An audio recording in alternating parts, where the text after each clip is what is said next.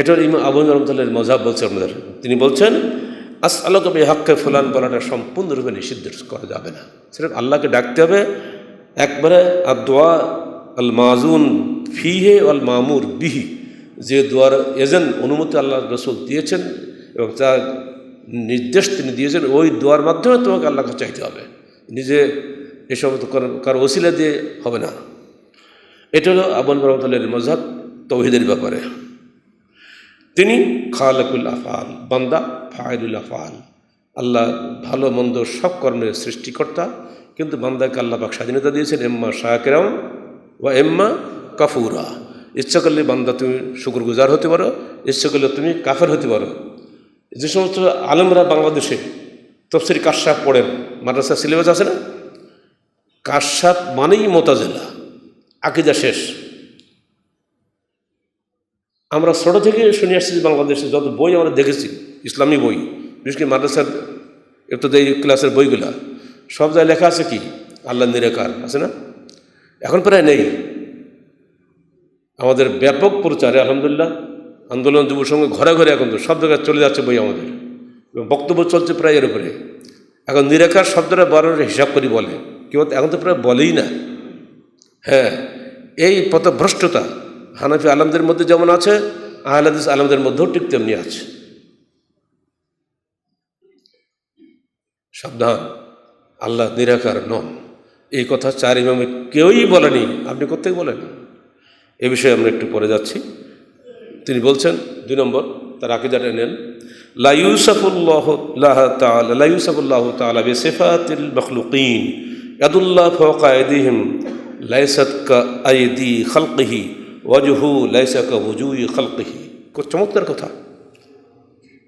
আল্লাহর কোনো গুণ বান্দার গুণের সাথে তুলনীয় নয়। কোরআনে যে বলা হয়েছে ইয়াদুল্লাহ ফাওকা আইদিহিম, তাদের হাতের উপরে আল্লাহর হাত থাকে। আমরা বায়াত নবশে একটা পড়ে নেবে না, সূরা ফাতিহা 10 নম্বর আয়াতে আল্লাহর হাত তাদের হাতের উপরে থাকে। এর অর্থ উনি বলছেন লাইসাত কা আইদি খালকিহি, সৃষ্টির হাতের মতো ওই হাত নয়। ওয়াজহুহু লাইসা কা ওয়ুজুহি খালকিহি, আল্লাহর চেহারা বান্দার চেহারার মতো নয়। ওয়ালা ইউকালু ইন্না ইয়াদাহু কুদরাতুহু আও নি'মাতুহু, এ কথাও বলা যাবে না আল্লাহর হাত অর্থ তার কুদরত বা তার নিয়ামত। অধিকাংশ তফসির দেখবেন, যত তফসির আছে বাংলা লেখা বঙ্গ অনুবাদ, আমি তো কোনটা বাদ দেখলাম না। আল্লাহর হাতের অর্থ করেছে আল্লাহর কুদরত, আল্লাহ শক্তি, আল্লাহর চেহারা অর্থ করেছে আল্লাহ সত্তা, নিয়ামত।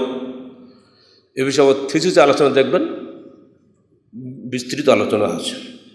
অথচ এই কথাটা ইমাম আবু হানিফা রাহমাতুল্লাহ বলছেন, যেখানে তার অনুসারীরা কী করে আল্লাহকে নিরাকার বলে, লিআন্না ফি ইবতালু সিফা ওয়া কওলু আহলুল কদর ওয়াল ইতিজাল। তিনি বলছেন এর মধ্যে আল্লাহর গুণাবলীকে অস্বীকার করা হয়, এবং এটা হলো কাদরিয়াদের কথা, মুতাজিলীদের কথা।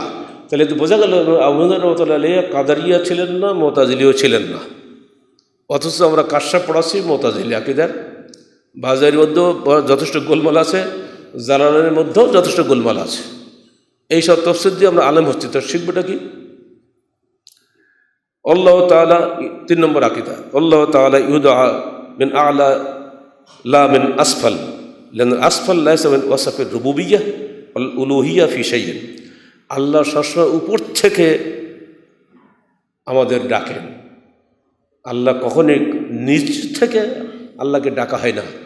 আমরা যেমন ডাকি আল্লাহ, কোন দিকে তাকাই? উপর দিকে তাকাই না, কেউ পার দিক তাকায়? তো আল্লাহ সবসময় উপরে থাকে, এটা উলু, তার গুণ। আল্লাহ কখনো পায়ের নিচে থাকে না। যারা মনে করে আল্লাহ সর্বত্র বিরাজমান, উপরে নিচে সর্বত্র আল্লাহ, জি না, এই আকীদা পোষণ করা শিরক, চলবে না। মান ক্বালা আল্লাহ আরিফু রব্বি ফিস সামাই আম ফিল আরদি ফাকাত কাফারা। যে ব্যক্তি বলে আমার রব আসমানে আছে না জমিনে আছে, কে খবর রাখে, সে কাফের। পরিষ্কার দেন আবু হানিফার ফতোয়া, সব ওনার কওয়াল থেকে উদ্ধৃত করছি খালি। ওয়াকাজা ক্বালা ইন্নাহু আলাল আরশ ওয়ালা আদরি মাল আরশ। যদি কেউ বলে আল্লাহ আরশ আছে, কিন্তু আমি জানি না আরশটা কি। ফিস সামা আম ফিল আরদ, আরশটা আসমানে না জমিনে, একথা যদি কেউ বলে ফাকাত কাফারা, সে কাফের। যারা একটু বুঝতে চান খেয়াল করবেন, আমার বাসাতে তফসির আছে, আহলে হাদিস লেখা তফসির পরিষ্কার লেখা রয়েছে। আরশ কথাটা আমাদের বুঝি আসে না। উনি বলছেন, আল্লাহ বলছেন ইয়াহমালু আরশা রাব্বিকা ইয়াউমাদিন সামানিয়া, কিয়ামতের দিন আরশ বহন করবে 8 জন ফেরেশতা। তো আরশকে যদি বহনই করতে হয় তো আল্লাহ তো অলস, আরশে শুয়ে থাকে। আল্লাহকেই যদি বহন করা লাগে তো দুনিয়া বহন করবে কে? চিন্তা করছেন? আল্লাহকে রুগী, হাসপাতালে রুগী বানাইছে। মুফাসসিরকে যদি বলি তো আপনি আমাকে টাড়ি রেখে দিন। হ্যাঁ, উনি এত বড় মানুষ বুঝেন না? উনি কম বোঝে? জি না, মানুষকে মানুষ বলেই মনে করতে হবে, কেউ নবী না, তারও ভুল তো হতে পারে। নিঃসন্দেহে তার বহু কথা অত্যন্ত ভালো, কিন্তু এইখানে যে লজ্জাস হয়ে গেছে, পদস্খলন ঘটে গেছে। কেন? উনি তার দলভুক্ত লোক পাচ্ছে না, ওনার যুক্তিতে আসছে না, যুক্তিতে হবে না। এই জন্য পরিষ্কার বলে দিয়েছেন, যেগুলো গায়েবী বিষয়, এই বিষয়ে তুমি তোর মাথা ঢুকেও না, মাথা ঢুকেলে তুমি শেষ হয়ে যাবা। ইলমে কালাম পড়তে নিষেধ করে দিয়েছেন। পরে বলছি 4 নম্বর, সিফাতু বিখলাফে সিফাতিল মখলুকিন। ইয়ালামু লা কা ইলমিনা, ইয়াকদুরু লা কুদরতিনা, ইয়ারা লা কা রুইয়াতিনা, ইয়াসমাউ লা কা সামঈনা, ইয়াতাকাল্লামু লা কা কালামিনা, ইয়ানজুলু লা কা নুজুলিনা। কত চমৎকার কথা! আল্লাহ সিফাত বান্দার সিফাতের সাথে তুলনীয় নয়। তিনি সব জানেন, বান্দার জানার মতো নয়। তার শক্তি বান্দার শক্তির মতো নয়। তিনি দেখেন, বান্দার দেখার মতো নয়। তিনি শোনেন, বান্দার শোনার মতো নয়। তিনি কথা বলেন, বান্দার কথা বলার মতো নয়। তিনি অবতরণ করেন, বান্দার অবতরণ করার মতো নয়। প্রখ্যাত তাবি আব্দুল্লাহ বিন মুবারককে প্রশ্ন করেছিলেন, আল্লাহ পাক যদি এই লাইলাতুল কদরে নেমেই আসে চতুর্থ আসমানে, সারা রাত ডেকে বেড়ায়, তো ওই সময় কি আরশ খালি হয়ে যায় না? আব্দুল্লাহ মুবারক একবার তাকে আরে বেয়াকুব বলি এমন গাইল দিয়েছে, বেটা বেয়াদব, আরশ থেকে নামলো উঠলো কীভাবে কী করলো, তোমার তো চিন্তা করার কী দরকার? এক ধমকে পালাইছিল। চিন্তা করতে পারেন?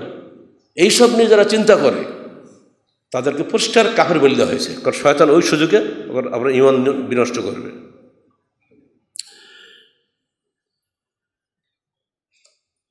তিনি বলছেন, আর কোরআন ও গায়রু মখলুক, কোরআন সৃষ্ট নয়। ফিল মাসাহিফি মাকতুব, যা কোরআন সহিফায় লেখা রয়েছে, অফি আলসিনাতিনা মাকরু, মানুষ জবানে এটা পড়া হয়। ওমিনার রব উনজিলা, আল্লাহর পক্ষ থেকে যা নাজিল হয়েছে, খালাস। এটুকু তোর ঈমান রাখতে হবে, কোনো কথা বলা চলবে না।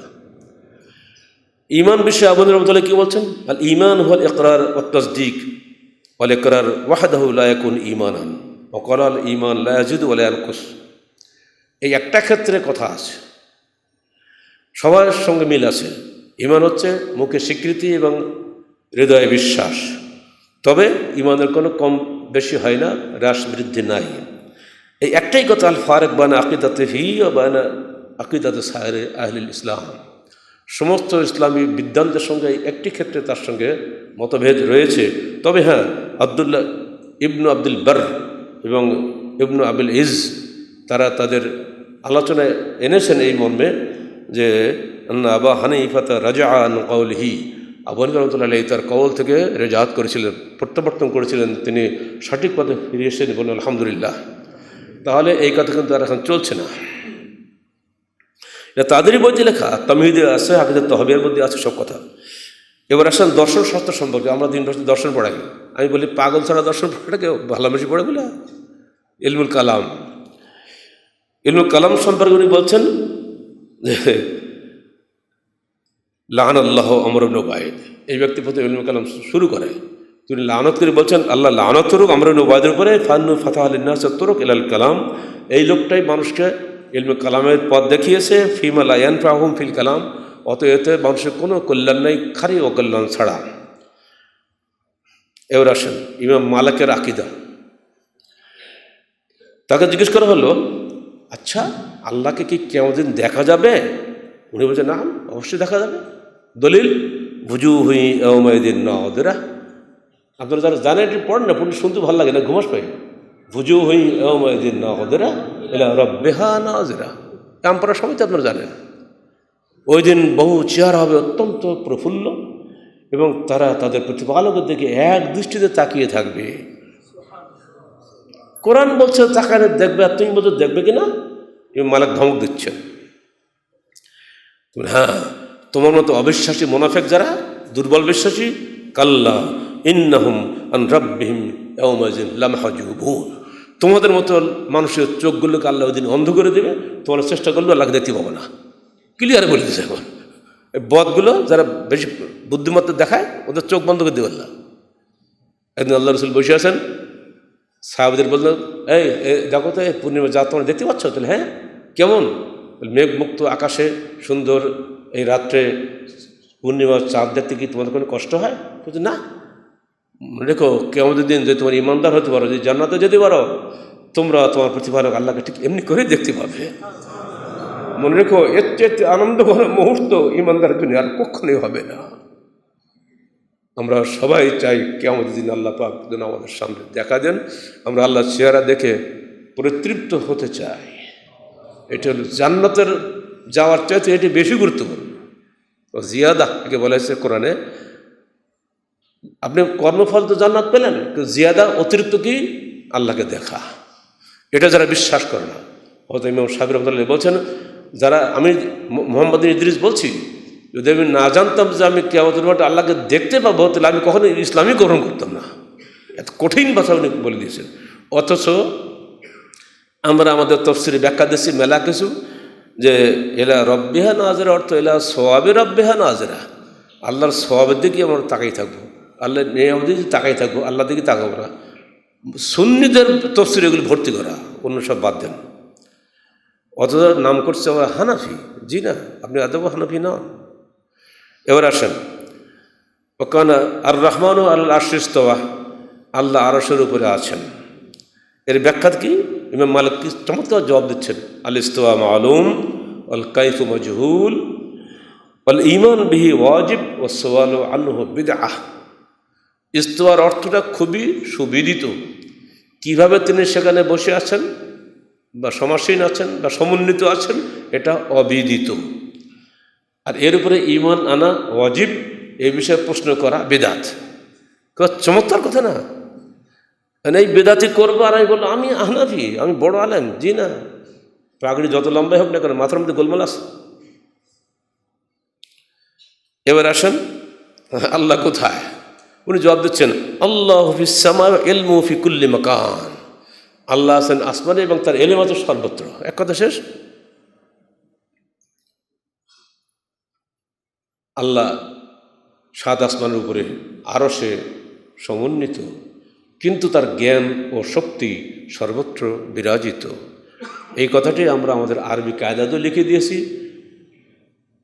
এত চমৎকারভাবে যদি আমাদের বাচ্চারা যদি মুখস্থ করে ফেলে দেয়, বুঝুক আর না বুঝুক, ওইটাই ও সারা জীবনকে সঠিক পথে নিয়ে চলে যাবে, কোনো সমস্যা হবে ইনশাআল্লাহ। এবার প্রতিটি ক্ষেত্রে আহ্বান দেখলেন, মালিক দেখলেন, উনি আরও বলছেন লা তাজুজ ও শাহাদাত আল কাদারি ওয়াল খারজি ওয়াল রাফিজি, এই সমস্ত তকদিরকে অস্বীকারী এবং খারজি চরমপন্থী এবং রাফিজি শিয়াদের সাক্ষী আদালতে গ্রহণ করা জায়েজ নয়। আসুন না, কঠিন ভাই বলেছে, এদের পিছনে সালাত পড়াও জায়েজ নয়। যদি তুমি জানো যে বেটা রাফিজি, সালাত পড়ার পিছনে চললে আলাদা সালাত পড়ো, তাদের আকীদা নষ্ট।